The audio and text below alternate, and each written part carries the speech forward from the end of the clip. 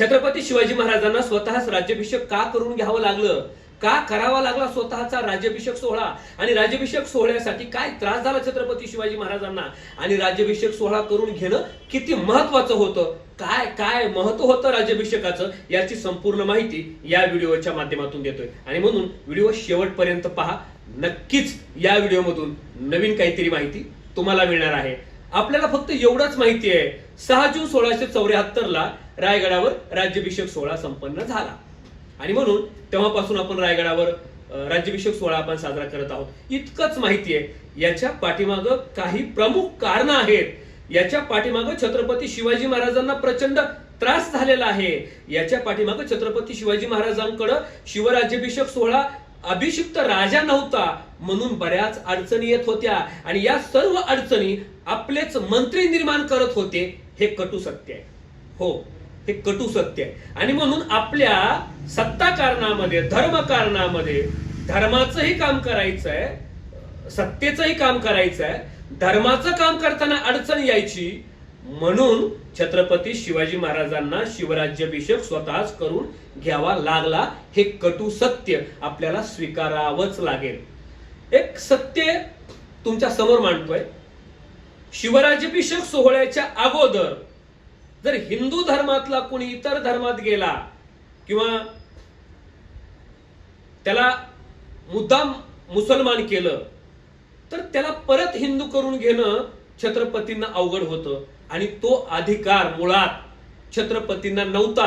आणि तुम्हाला कुणी दिला हा अधिकार, असं म्हणणारे आपलेच मंत्री छत्रपतींना या कारणावरून जाब विचारत होते. हो, आणि मग कधीतरी टोचायचं, बोचायचं, लागायचं, पार जिव्हारी लागायचं छत्रपतींच्या.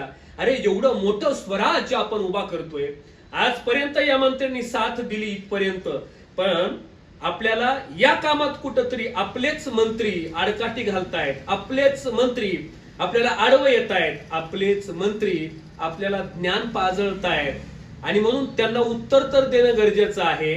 आणि लिगली राजा होणं, म्हणजे आपण म्हणतो ना की लिगलीपणा तुमच्याकडे नाहीये, म्हणजे आताच्या भाषेत सांगायचं झालं तर डॉक्युमेंटली तुम्ही राजे नाहीये, स्वतःच राजे म्हणून घेता. मग तुम्ही लिगली राजा झालं पाहिजे, त्यासाठी तुम्हाला राज्याभिषेक असणं गरजेचं आहे, राजाचा राज्याभिषेक सोहळा असणं गरजेचं आहे. आणि म्हणून राजानं शिवराज्याभिषेकाची तयारी दाखवली देखील, पण दाखवल्याच्या नंतर सुद्धा पुन्हा मंत्र्यांनी आडकाठी घालायला सुरुवात केली. आणि ती आडकाठी अशी होती की तुम्ही राजा नाही होऊ शकत, कारण तुम्ही क्षत्रिय नाही आहेत, आणि पृथ्वीवर आता क्षत्रियच नाही, ती निक्षत्रिय झाले, म्हणून तुम्ही राजा होऊ शकत नाही, कारण तुम्ही क्षत्रिय नाहीयेत. आणि तुम्हाला जर राजा व्हायचं असेल तर तुम्हाला तुमचं क्षत्रियत्व सिद्ध करावं लागेल. मग राजाला पुरावे गोळा करावे लागले. आता बघा, म्हणून तर मी म्हणतो माझ्या व्याख्यानात, कीर्तनात, जेवढं आपल्या राजाला इतरांसोबत लढावं लागलं, त्याही पेक्षा जास्त स्वकीयांसोबत जास्त लढावं लागलं. हो, स्वराज्यातल्याच मंत्र्यांसोबत जास्त लढावं लागलं. तुम्ही कसले राजे असं म्हणणारे जावळीचे मोरे होते. राजे तर परंपरेचे आम्ही राजे, चंद्रगुप्त मौर्यांचा इतिहास आहे आम्हाला, असं म्हणणारा चंद्रगुप्त जावळीचा मोरे होता. आणि स्वराज्यातले मंत्री होते की तुम्ही क्षत्रियत्व सिद्ध करा. हे आपल्या सोबतच फार प्रचंड एनर्जी खर्च करावी लागली, याचं दुःख छत्रपतींना नक्कीच होतं. आता बघा, मग क्षत्रियत्व सिद्ध करायचंय तर पुरावे गोळा करावे लागले.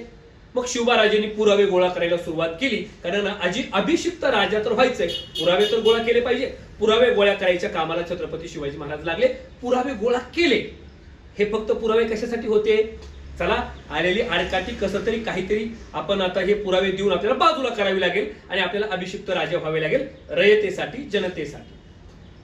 आपले लोक जे इतर धर्मात गेले त्यांना पुन्हा धर्मात आपल्या वापसी मिळाली पाहिजे, पुन्हा हिंदू धर्मात घेतलं पाहिजे. आणि ते लोक जर पुढच्या धर्मातच राहिले, त्याच धर्मात राहिले, मुस्लिम धर्मातच राहिले, अधिक कडवट होतील. त्यांना आपल्या धर्मात घेतलं पाहिजे. यासाठी आपल्याला धर्म कारण आपल्या हातात नव्हतं, सत्ता कारण आपल्या हातात येत होतं, पण धर्मातल्या याच्या काही गोष्टी आहेत, याबद्दल जर काही करायला गेले तर तुम्ही धर्मात लुडबुड करू नका, असं अण्णाजी पंत पुन्हा पुन्हा बोलायचे. तुम्ही धर्मामध्ये लुडबुड करू नका, धर्माचं ज्ञान आम्हाला आहे असं म्हणून हिनवलं जात होतं. आता या लोकांना उत्तर देण्यासाठी शिवराज्याभिषेक सोहळा तर करणं गरजेचं होतं, क्षेत्रित्व सिद्ध केलं. त्यानंतर पुन्हा दुसरी अडचण मांडली, तुम्हाला तुला करावी लागेल. म्हणजे गागा भट्टाला तर आणलंच हो. गागा भट्ट आल्यानंतर गागा भट्टाला सुद्धा विरोध केला. गागा भट्टांना सुद्धा छत्रपतींबद्दल नाही ते सांगितलं. इथल्याच मंत्र्यांना अण्णाजी पंत वगैरे सगळे मोरोपंत यांच्याशी ही नावं तुम्हाला सगळ्यांना माहिती आहेत. तुम्ही सगळे मालिका चित्रपट पाहताय, त्यातूनही इतिहास तुमच्यापर्यंत बऱ्यापैकी आला आणि तुम्ही सगळे पुस्तकही चांगल्या पद्धतीने वाचताय. आता गागा भट्टालाही सांगितलं गेलं की नाही, असं करता येणार नाही, मग तुला करावी लागेल. मग तुला कोणती करायची, तर सुवर्ण तुला करावी लागेल. सुवर्ण तुला मग छत्रपती शिवाजी महाराजांचा अंदाजे वय त्यावेळी 70-72 किलो पकडला आपण. 70-72 किलो सुवर्ण तुला करायची. म्हणजे एका बाजूला सोनं आणि एका बाजूला छत्रपती शिवाजी महाराज. 72 किलो, 70 ते 72 किलो वजन त्यावेळी शिवराज्याभिषेकाच्या वेळी शिवाजी महाराजांचं, असं अंदाजे मी आतापर्यंत काही वाचलेलं. म्हणजे 72 किलो एकीकडं सोनं, एकीकडं, आणि हे सगळं दान मग गागा भट्टाला, गागा भट्टापून इतर काही मंत्र्यांना ते जाणार होतं. शिवराज्याभिषेक सोहळ्यामध्ये ज्यांचा काही वाटा असेल त्यांना ते वाटून देण्यात येणार होतं आणि गागा भट्टाला असणार होतं. म्हणजे एवढं मोठं सगळं करून 72 किलो, बरं का, 72 ग्रॅम नाही, 72 तोळे नाही, 72 किलो सुवर्ण तुला करावी लागली. असं एक परीक्षा त्यांची जणू घ्यायला सुरुवात केली. आणि याचा इतका त्रास झाला ना शिवाजी महाराजांना, हे द्या ते द्या ते द्या, पुन्हा दुसरा राज्याभिषेक केल्याची घटना तुम्हाला माहिती आहे. मी फक्त पहिल्या राज्याभिषेकामध्ये प्रचंड त्रास झाला आणि शिवाजी महाराजांच्या प्रचंड जिवारी लागलं होतं. अरे, जे स्वराज्य उभा केलंय त्या स्वराज्याचा अभिषिक्त राजा होणाऱ्या आपलीच माणसं आपली किती परीक्षा घेत आहेत, याचं मात्र त्यांना प्रचंड दुःख वाटलं होतं. हे त्रिकालवादी सत्य आहे. पण शिवराजानं सगळे पुरावे सादर केले, सगळं काय वाटेल तेवढा दानधर्म केला, मागेल तेवढा दानधर्म केला, पण राज्याभिषेक केला म्हणजे केला.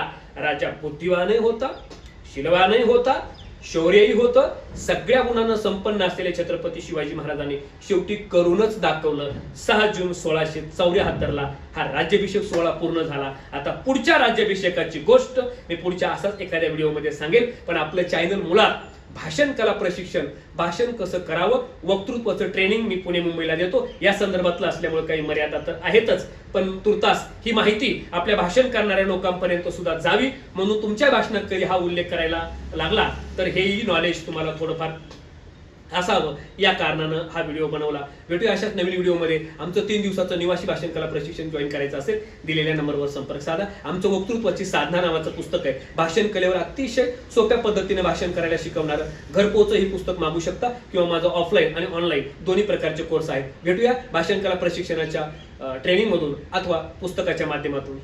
जय शिवराय.